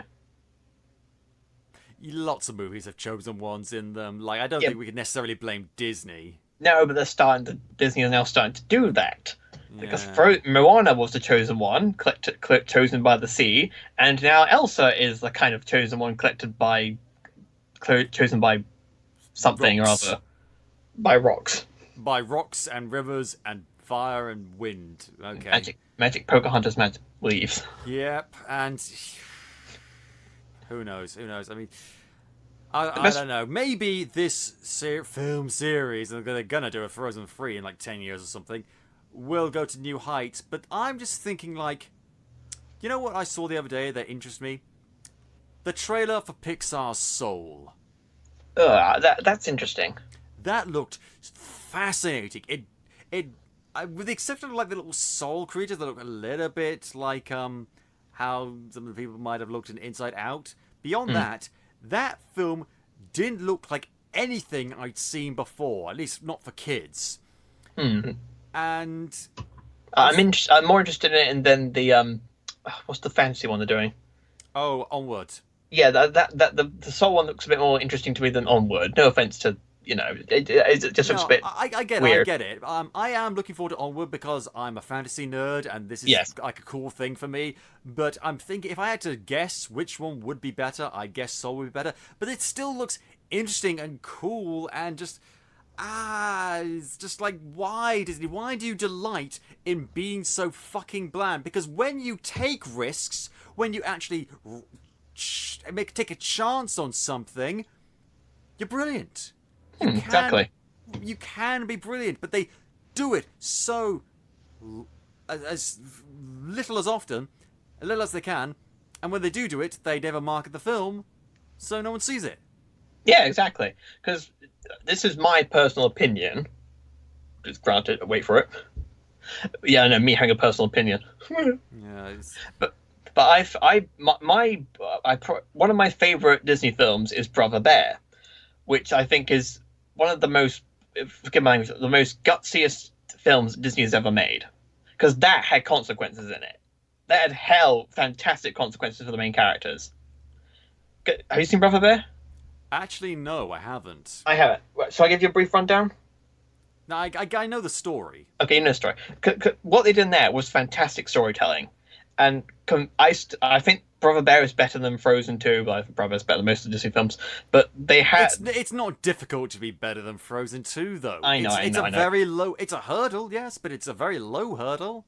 I know, but I think Brother Bear... In fact, all those films between, 2001 and 2004, apart from Home on the Range, they were very different and ambitious films. The problem is that they were released at a time where apparently everyone thought that hand-drawn animation was stupid. Yeah, it's... Which is a stupid thing. Yeah, I get it, but... I mean... Okay, granted, I think Big Hero 6 and Zootopia were quite... Zootopia was fucking amazing. Yeah, I think... And I'll give the director/writer for this, Jennifer Lee, worked on Zootopia. And she was actually came up with the story for that. And not a bad writer. Not a... she directed Frozen... and Frozen Fever, and Frozen 2. So clearly when it comes to directing, she's just been given Frozen, although she had to share directing credit with Chris Buck? Chris Buck, yeah. She shared directing with Chris Buck, who co-directed also the Frozen Fever, Frozen 2 again, with her. And also co-directed with Ash Brown on Surf's Up. That is so fucking weird to me. I love Surf's Up. Wow. Okay. I never seen it. It's got chicken. It's got a surfing chicken in it, hasn't it? Oh, yeah. Surf's Up is the weirdest fucking movie I've ever seen in my life, because it's an animated kids movie about surfing penguins done in the style of a mockumentary. Ooh, it sounds interesting. It is very interesting. It's weird, but it's very interesting. And he also co-directed with Kevin Lima Tarzan. So, okay, we'll come back to Tarzan now. yeah, everything comes back to Tarzan. I'd rather watch Tarzan than this. Tarzan's also a pretty ambitious movie. Tarzan was a great movie. I like that. Actually, that's a pattern I noticed. When they're not doing the princess movie, give or take, Disney don't follow their formula. They do different things, and it quite works. This is what Are you only just now realising that? I've been saying that for years. When they try and do other things outside of the stupid formula that they have, they create something interesting and memorable. Not perfect, obviously, but still pretty memorable. But then they don't market it properly. They don't make it any money. So they're saying, oh, obviously it's because we didn't follow the formula. Let's go back to doing the formula. And they run that into the ground again. Disney has been doing a cycle, a never-ending fucking loop of this way of thinking since their inception. Since they started doing Snow White. They did Snow White and Mammy and all that sorts of stuff. I'm gonna jump on. I'm gonna freeze on you because you know how much I care about love Walt Disney. The person or the company? The person. Yeah. And his. I know what you'll say, what people say about the man and stuff. He's been dead for over 50 years now, but what he pushed boundaries. He had great ideas and ambitions. He wanted to create things that were not aimed at a specific, just not at family. That's how he started. Yes. Yeah, he made Disneyland specifically not just for children, but for families to go to. Well, not just to be a generic theme park, to be something that you can leave the real world behind and enter something that's amazing and magical and profitable. That ironically, the profitable has now outweighed the original intentions of the theme park. That's the thing. That's the thing. You see, he started off having great ideas. He was an artist. He wanted to do stuff that challenged people and had new ways of thinking. He was a visionary. Then he became a businessman. Then it was. He was always a businessman. But he used an art. But he became. But then he became even more of a businessman, and that started. And then No, I'm sorry. I'm going to disagree with you 100% there, Scott. I'm sorry. He is not a generic suit-wearing asshole businessman. He was not that kind of person. And I'm going to put my foot down here. I don't give a toss about your opinions on the person, okay? You can destroy the company, but do not destroy Walt Disney, okay? Do I make myself clear? I think I can destroy Walt Disney. I'll destroy you first. If I could drive up to your house, wherever you are, I'll find your house, apartment, flat, church, wherever you live in. You're in the sewers, I know you are. Church? Why would I live in a church? I don't know. Am I Quasimodo or something? Fuck. You might as well be. Anyway. You can hang out with your imaginary talking gargoyles, who may or may not be real. The movie made it clear they weren't. Another thing I don't like about the movie. Oh god, they're remaking that as well. Of course they fucking are, because why try? Why try? Oh, you just know they're gonna sodomize that one as well, and it's the most ambitious movie ever. Yeah, they will. Why come up with anything new and original, or if it's not new and original, breaks boundaries and actually stands for something when you can just make something that you know is gonna make money and just be as inoffensive and bland as possible. This movie and a lot of their movies are exactly like eating ice. Exactly as pleasant and about as nourishing. Oh, well, unless you smash it apart and make it water. But water remembers. Yeah, but water doesn't nourish you, it hydrates you. The water remembers. It'll keep you alive, but you can't live on water alone. Yeah. And on that, unless there's anything else you want to say about this? Well, no, I suppose I should say that Frozen 2, despite I still like it, but it's you can see the problems. It's weighed down by its own reputation, and the expectations of it don't work. Yeah, but lots of others, even some Disney sequels have had expectations and they've still come up with something interesting. Rescuers Down Under. That had a lot of expectations on it. It exceeded the original by a landslide in my mind. That's true. The Rescuers Down Under. The Rescuers is not exactly the most entertaining of movies. That, again, yeah, fair enough. Low hurdle. You know what I mean. But yeah. What I mean to say is that because the blow up of Frozen was so huge, Disney are like, okay, we got to make a sequel. Let's throw it all together. They'll still love it anyway. Let's make a couple of songs that sound almost identical to Let It Go, and we're going to watch the profits come rolling in. Oh, we need to explain where Elsa got her powers from. Oh, well, like, she's the intersection of all the elements. Like, she's the fifth element, but she has ice powers, which are water-based. So, isn't that, like, water powers? Yeah, I mean... No, it's not. Don't think about that. Yeah, I mean, there are 100. Yeah, there are tons of theories I read. I had my own ideas about where she got her powers from, and this is, like, 500... The least interesting. 527 on the list that I had up. I mean, you know... Once Upon a Time did a better thing of explaining her powers, which is now not canon. Oh, God. And on that note, I think we're going to end the show. Thank you very much, Mark, for joining me today. I think I'm going to go watch maybe Klaus or something again. And if you enjoy the Showkeepers, please tell your friends. Shout it from the rooftops! And if you haven't already, go back and listen to some of our other super episodes. Like our previous Disney episodes, plenty of them. Check them out. Lion King.